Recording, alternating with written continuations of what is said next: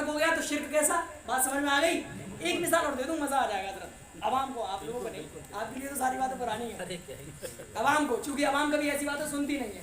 پھر سنیں شرک کی ایک اور دلیل، اللہ عز و جل نے قرآن میں فرمایا، یہب، ٹاپک سے میں بھٹک گیا ہوں تھوڑا لیکن قیمتی بات ہے، یہب لمن یشاء اناثا ویہب لمن یشاء الذکور، اللہ عز و جل جسے چاہتا ہے بیٹیاں عطا کرتا ہے اور جسے چاہتا ہے بیٹی عطا کرتا ہے۔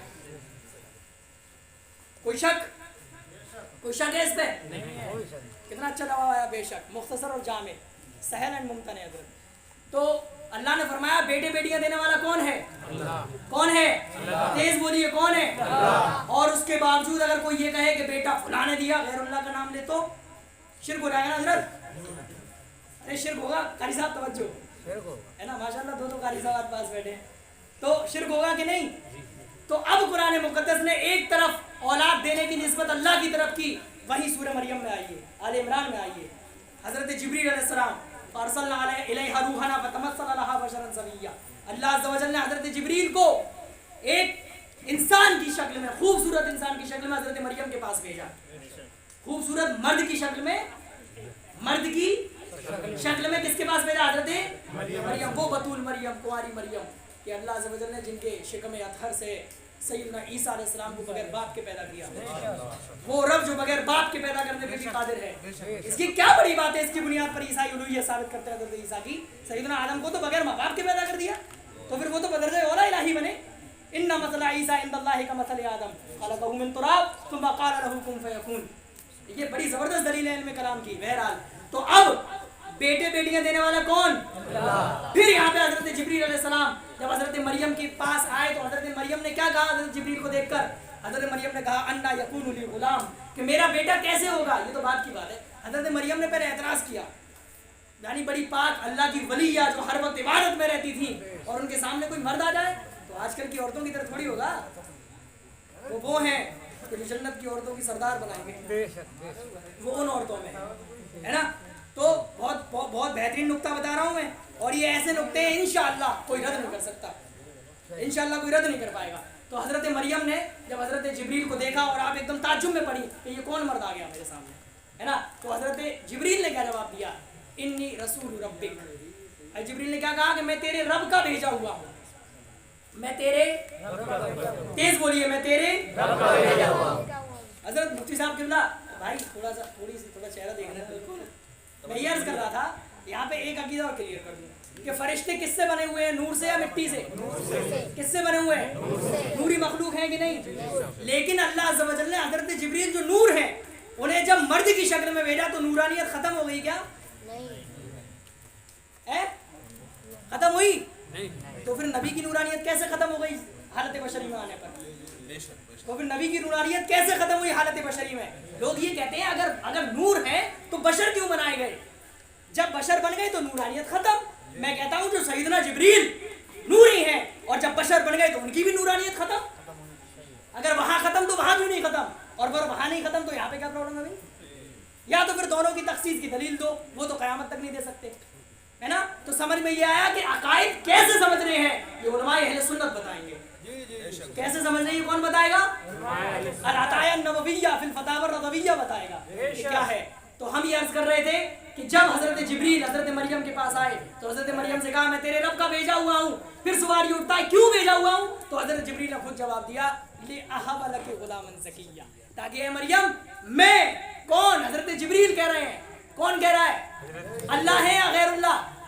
حضرت جبریل کون ہے یہ کلیئر کر لیجئے پہلے، حضرت جبریل کون ہے؟ اور ہم پہلے ثابت کر چکے قرآن سے کہ بیٹے بیٹیاں دینا کس کی صفت ہے؟ اللہ کی۔ اور حضرت جبریل کہہ رہے ہیں لِأَهَبَ لَكِ غُلَامًا زَكِيًّا، تاکہ میں تجھے پاک بیٹا عطا کروں، تاکہ میں تجھے شرک، یہ تو شرک ہو گیا۔ جب بیٹے بیٹا دینا، جب بیٹی اور بیٹا دینا اللہ عز و جل کی قدرت ہے، اس کی صفت ہے، وہ دے رہا ہے، تو حضرت جبریل یہ کیسے کہہ سکتے ہیں میں بیٹا دے رہا ہوں؟ تو یہ شرک ہوا کہ نہیں ہوا؟ کبھی شرک نہیں ہو سکتا، کیونکہ قرآن مقدس تو شرک کے گلے ڈھانے آیا تھا، وہ شرک کیسے بتائے گا؟ जवाब वही है कि ये जो ताकत बेटा देने की उन्हें अता हुई ये अल्लाह की जानिब से अता हुई।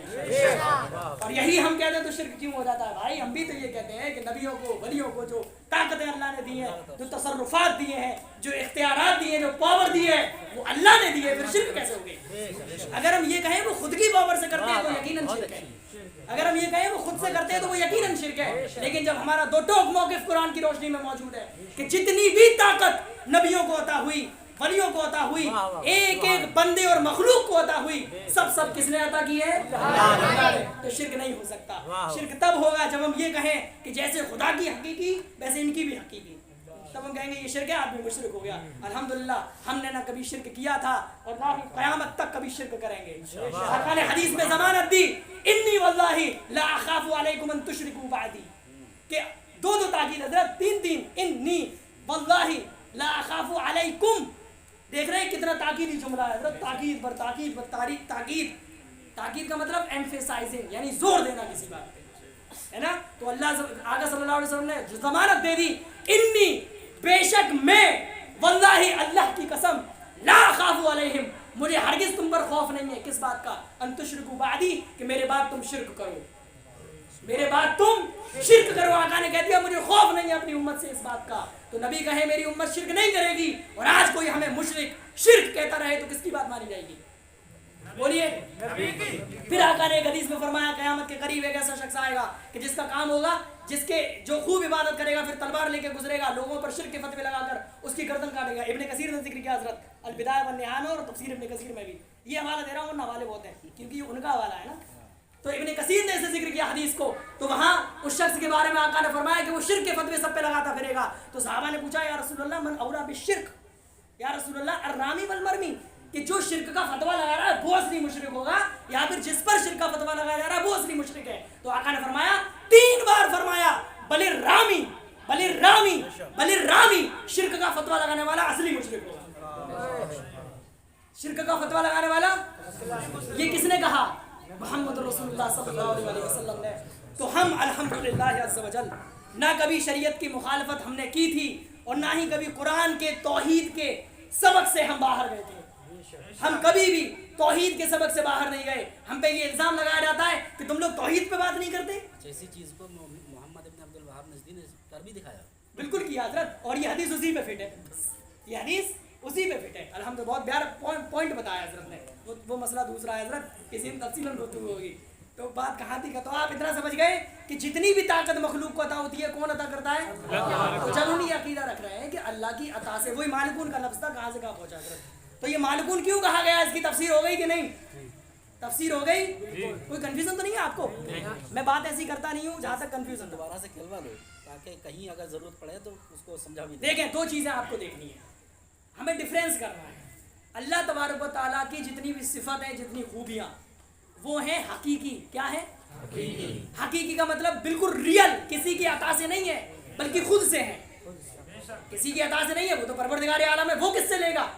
पूरी कायनात उससे लेने वाली है। तो अल्लाह की जो सिफात है वो हकीकी हैं, और मखलूक की जो है वो मजाजी हैं। क्या है? यानी अल्लाह अज़्ज़ व जल ने अपनी मखलूक को, नबियों को, वलियों को जो ताकतें अता की, खुद के फजल से अता की, अल्लाह के फजल से अता की। ये क्लियर हो गया?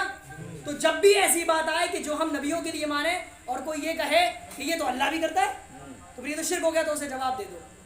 ऐसा नहीं है। परवरदिगार आलम जो मालिक है वो हकीकी है, उसकी जो खूबियाँ हैं वो हकीकी हैं, और जो गैरुल्लाह की जो खूबियाँ हैं वो मजाजी हैं।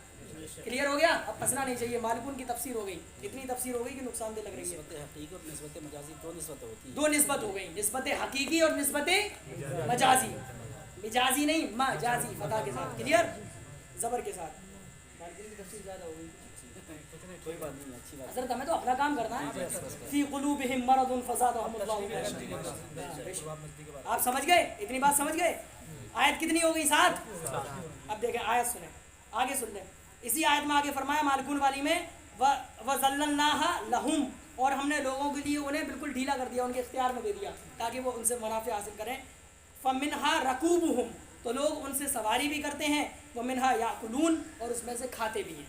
खाना साबित हुआ? अरे हुआ कि नहीं? अब बस एक आयत ये सुन लें कि ये जो ग़िज़ा है ये जन्नत की भी ग़िज़ा है। काय की? تو قرآن مقدس نے فرمایا جنتیوں کے بارے میں وَأَمْدَدْنَا لَهُمْ وَأَمْدَدْنَاهُمْ بِفَاكِهَةٍ وَلَحْمٍ مِّمَّا يَشْتَهُونَ، اور جنت میں ہم نے جنتیوں کے لیے کیا انتظام کیا ہے؟ ان کے لیے میوے، ان کے لیے پھل ہے اور وہ گوشت ہے جسے وہ پسند کرتے ہیں۔ یہ فطرت انسان کی قرآن نے بیان کر دی کہ گوشت کو دیکھ کر منہ میں پانی آ جاتا ہے نا۔ تو قرآن مقدس نے یہ بتایا کہ جنتی کھانا ہے، پھر ایک اور آیت میں فرمایا وَلَحْمِ طَيْرٍ مِّمَّا يَشْتَهُونَ، اور پرندے کا گوشت جسے لوگ پسند کرتے ہیں۔ اتنی بات سمجھ میں آ گئی؟ تو قربانی کہاں سے ثابت ہوئی؟ اب نچوڑ پہ آ رہی ہے چونکہ ٹائم ہو گیا۔ قربانی کہاں سے ثابت ہے؟ قرآن سے، اس کی بھی ثابت ہے